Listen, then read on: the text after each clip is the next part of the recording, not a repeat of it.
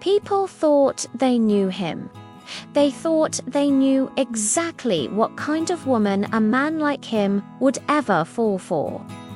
But when a burn-scarred young woman reached out her trembling hand toward a single dad everyone admired, the entire café froze. They expected him to pull away.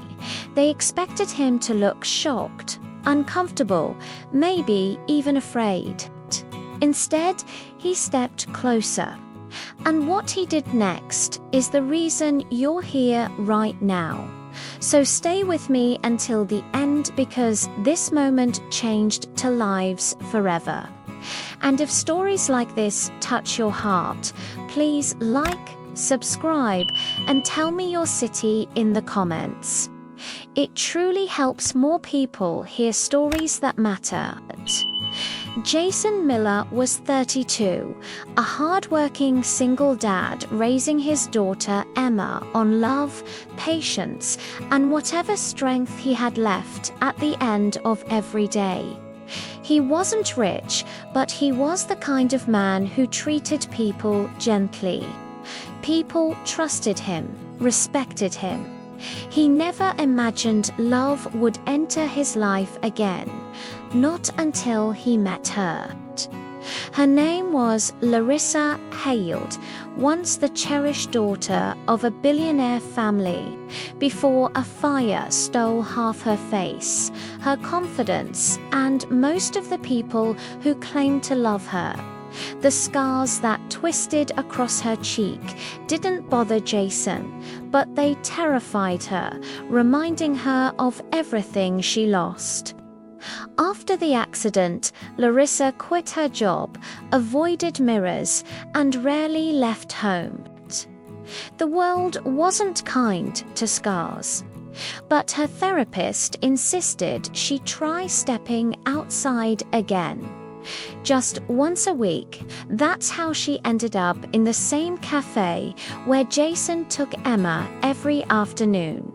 The place smelled like cinnamon and warm bread. Larissa always sat in the corner, facing the wall, hoping no one would notice her. But Emma noticed her first. The little girl tugged on Jason's sleeve. "Daddy, that lady looks sad."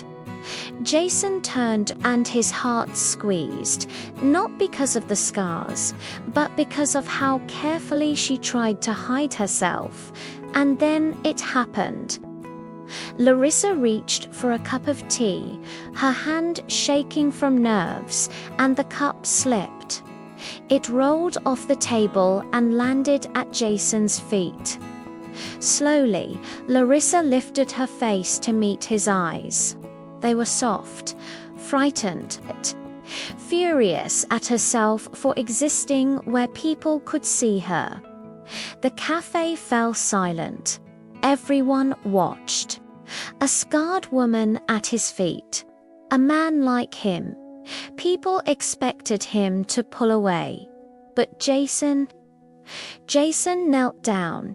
He picked up the cup gently, placed it on the table in front of her, and with the warmest voice she had heard in years, he said, "Are you okay?" Larissa froze. No disgust, no shock, just kindness. Emma peeked from behind Jason. "Hi, I like your hair." Larissa blinked rapidly, trying not to cry. Thank you." Jason smiled softly. "Mind if we sit with you?" Larissa's mouth parted in disbelief. "You want to sit with me?" "Only if you want company," he said. For the first time in years. She nodded. And that was the moment everything changed. They talked for nearly an hour. Larissa spoke slowly, afraid every word might push people away. Jason listened, genuinely interested. Emma, of course, talked without filters. "Daddy says you're pretty," she announced. Larissa nearly choked. Jason coughed hard. I said she's brave, he corrected, his ears turning red. Emma giggled. That means pretty. Larissa covered her laugh with her hand, embarrassed and touched. But not everyone was happy. Two women at the next table whispered loudly, "Look at him, a handsome single dad sitting with her. He must feel sorry for her. She shouldn't show her face in public." Larissa's breath hitched. Shame flooded her. Jason heard everything. He stood up slowly, turned to the women, and said quietly, "You should be ashamed. Beauty isn't measured by your face. It's measured by your heart, and hers is extraordinary." The women fell silent. Jason sat back down, turned to Larissa and said gently, "You don't have to hide from people who can't see your worth." Larissa's lips trembled. No one had defended her since the fire. No one. Larissa began visiting the cafe every week, then twice a week, then daily. She was healing. The first time she tucked her hair behind her ear, revealing the full scar, Jason said, "That's strength." The first time she took off her medical mask, he whispered, "You look like yourself." And the first time she really laughed, her hands and shouted, "She's happy now." But Larissa wasn't the only one changing. Jason found himself looking forward to her presence more than he admitted. One snowy evening, as they were leaving the cafe, Larissa slipped on the icy step. Jason caught her instantly, their bodies inches apart. She froze. "Why are you so kind to me?" she whispered. Jason swallowed, brushing a stray hair from her scarred cheek. "Because I see you, Larissa, all of you. The brave parts, the hurting parts, the parts you think no one could ever love." Her breath shook.